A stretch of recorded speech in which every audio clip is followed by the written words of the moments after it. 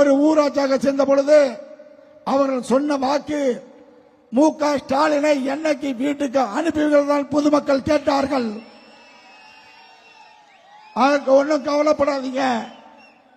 இங்க கூட ஒரு 20 நாளைக்கு முன்னே வீரபாண்டி சட்டமன்ற தொகுதியிலே இந்த அமைச்சரும் பொறுப்பு அமைச்சரும் திமுக மாவட்ட செயலாளரும் பேசுகிறார்கள்.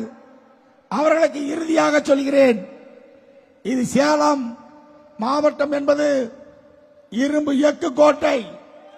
இந்த எக்கு கோட்டையிலே எவன் மோதினாலும் மண்டைதான் உடையும்.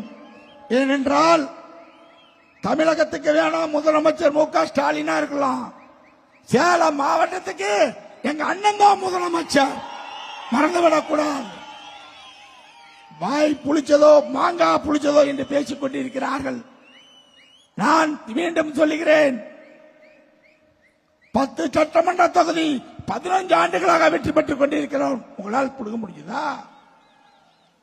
இன்றைக்கு அண்ணனை வச்சுக்கிட்டே சொல்றோம், சேலம் மாவட்டம் 11 சட்டமன்ற தொகுதியும் நாங்க வென்றெடுப்போம், முடிஞ்சா தடுத்துப்பா. அது வந்து மாவட்ட செயலாளர் சொல்றாரு வீரபாண்டி தொகுதி. நான் அவருக்கு இறுதியாக எச்சரிக்கிறேன், ஒன்னால் ஒன்னும் புடுங்க முடியாது. இது அதிமுக கோட்டை வீரபாண்டி சட்டமன்ற தொகுதி. அந்த தொகுதியை மீண்டும் அண்ணன் யாரை விரல் காட்டுகிறாரோ சாமானிய தொண்டன் கூட